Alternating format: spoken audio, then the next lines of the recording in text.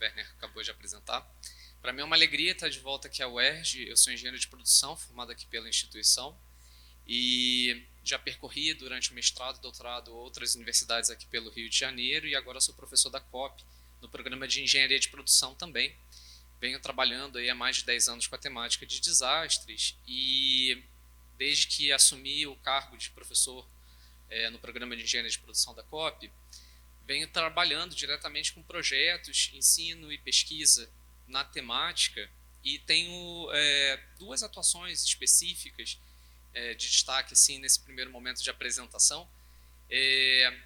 Também, assim como a Adriana, sou jovem cientista do Estado pela FAPERJ, com um projeto que tem um foco em transformar o conhecimento científico em ferramentas práticas para a defesa civil e para todas as organizações que atuam com a temática de desastres. Todos nós aqui do Rio de Janeiro sofremos com desastres com uma grande frequência, né? Infelizmente, a tendência não é de redução dos desastres em si, por mais que a gente reduza o risco. Né, sofro, assim como vocês, desde sempre com os desastres, então essa é uma preocupação que norteia muito a minha atuação enquanto professor na universidade. E também tenho um projeto eu sou bolsista de desenvolvimento de produtos tecnológicos pelo CNPq, que está alinhado exatamente a essa iniciativa, como que a gente consegue construir ferramentas que sejam aderentes ao uso de cada um de vocês na atuação da Defesa Civil e de todas as organizações interessadas com o tema de desastres. Então, essa sessão inicial está tendo aqui como tema o planejamento em si.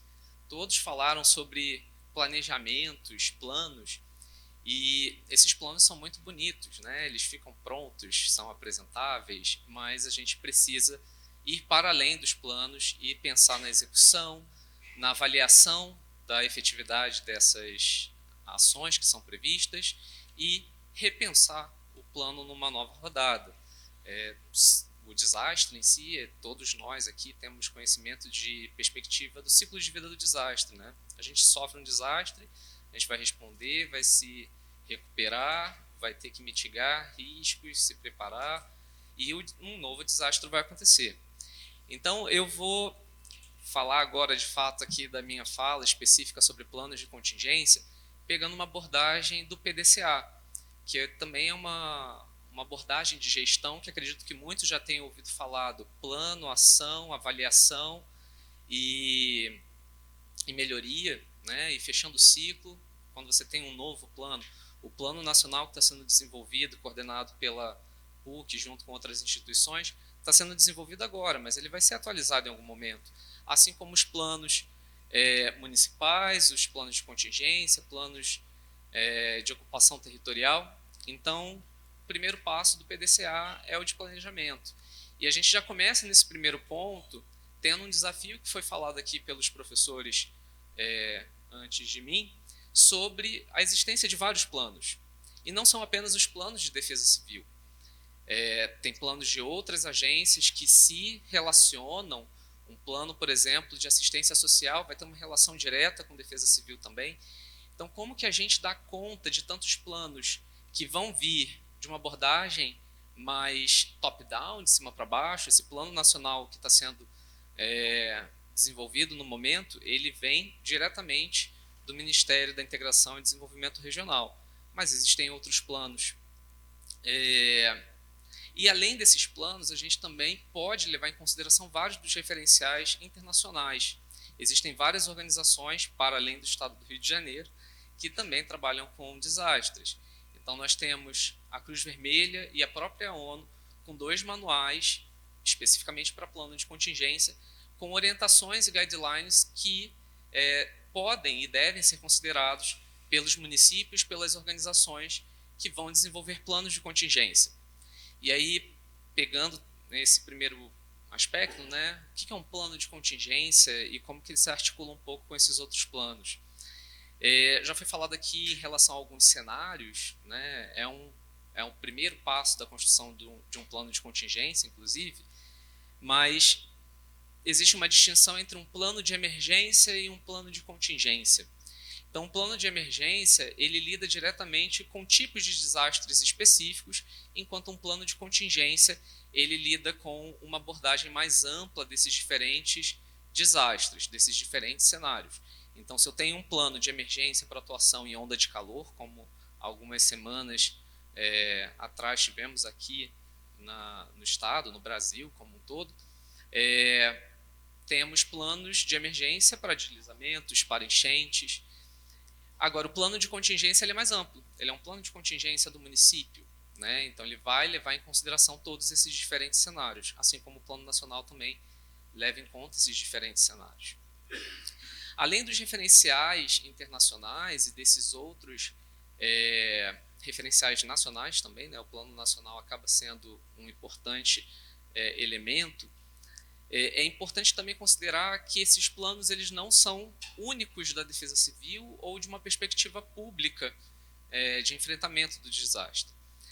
Várias empresas, assim como também foi apresentado aqui, deve ser de conhecimento de grande maioria, no COBRAD, no Código Brasileiro de Desastres, temos desastres tecnológicos, as empresas do setor privado também desenvolvem planos de contingência. Não é exclusividade de Defesa Civil ou das instituições públicas. E em conversa recente com empresas do setor de óleo e gás, né, do setor petroleiro, é impressionante como os desafios que a gente vem discutindo em Defesa Civil, e eu falo, a gente vem discutindo porque eu trabalho majoritariamente com Defesa Civil aí já há alguns anos, mas também tenho trabalhado com o setor de óleo e gás, e os desafios são muito parecidos, em termos de articulação. O setor de óleo e gás não tem capacidade sozinho de responder a todos os desastres. Precisa de articulação com a sociedade civil, com outros atores locais, e grande parte do problema que a gente discute também em Defesa Civil. Pode-se pensar, o setor privado tem muito mais recurso, mas mesmo com muito mais recurso, a articulação ela não é algo trivial ou que a gente consegue simplesmente alcançar com um plano, né? Então, nesse primeiro ponto do plano, eu queria chamar atenção a esses referenciais.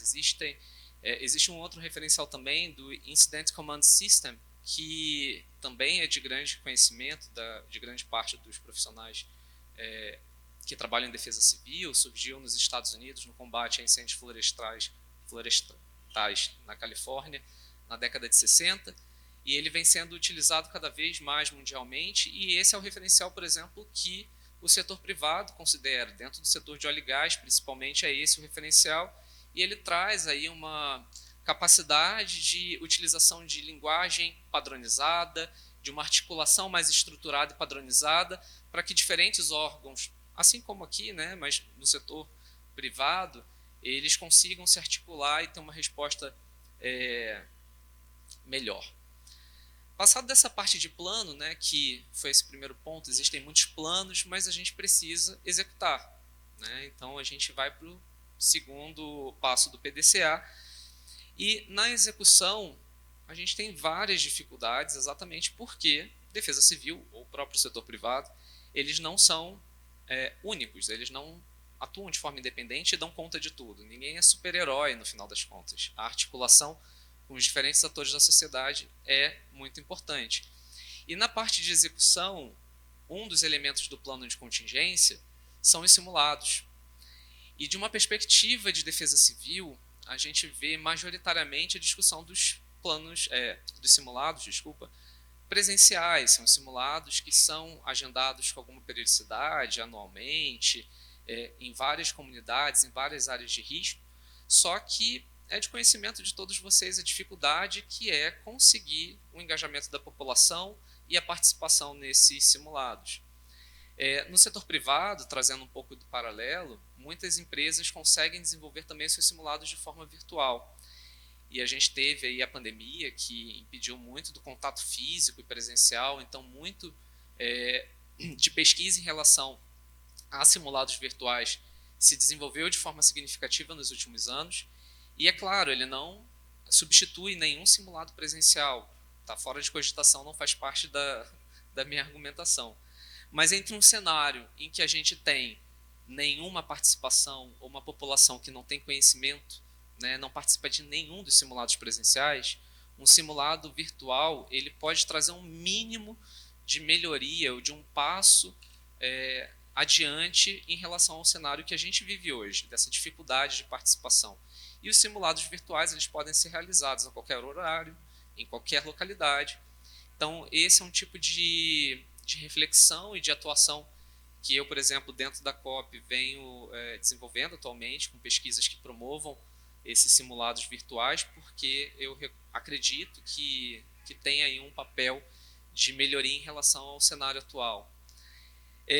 Além do do, né, da ação, que é esse segundo passo do PDCA, a gente tem o terceiro passo, que é de avaliação.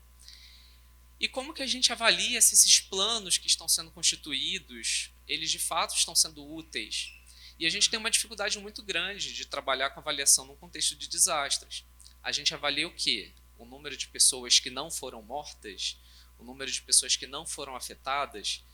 Esse tipo de discussão sobre avaliação de um plano de contingência, de qualquer plano que trabalhe com a temática de desastres, é algo muito crítico. Não é único também dos desastres, porque quando a gente fala de acidentes dentro das empresas, é a mesma dificuldade. Manutenção é a mesma dificuldade. Você vai mensurar a quantidade de máquinas que não quebraram, você vai mensurar o que exatamente? Avaliação não é algo trivial. Você avalia o trabalho, você avalia ou quantifica horas de trabalho, ações, simulados que são feitos. Então, a avaliação ela é algo bem complexo quando a gente está tratando de temática de desastres, não é trivial também. Existe muita discussão, como eu falei, na área de segurança, manutenção, como que você mensura esse tipo de ação. E o último passo do PDCA é, de fato, trabalhar com a melhoria, né? Como que a gente incorpora essas discussões e esses aprendizados de forma que, no próximo plano, ele possa ser melhor do que o que foi o anterior. Como que a gente incorpora essas ações? E aí também já foi apresentado aqui pelo a própria apresentação da Adriana em relação ao plano nacional. Existem várias formas de escuta, várias formas de participação e de engajamento. E, claro, esse é o ponto principal que deve ser levado em consideração nessa melhoria. Então, eu encerro minha fala por aqui, né, porque são 15 minutos. Existem várias pesquisas e projetos que eu venho conduzindo lá pela COP. Alguns dos pesquisadores que eu oriento estão aqui presentes, todos focados exatamente nessa articulação do conhecimento científico e como transformá-lo em ferramentas práticas que sejam utilizadas e sejam úteis, de fato, para a Defesa Civil e qualquer outra organização, porque a produção de artigos, conhecimento científico, claro, tem o seu papel e a sua importância, principalmente dentro da universidade, mas a gente precisa também discutir a articulação desses conhecimentos, dessas ferramentas, em versões, né, que de fato tenham uma contribuição e uma entrega para a sociedade. Então é isso, pessoal. Obrigado. Fico por aqui.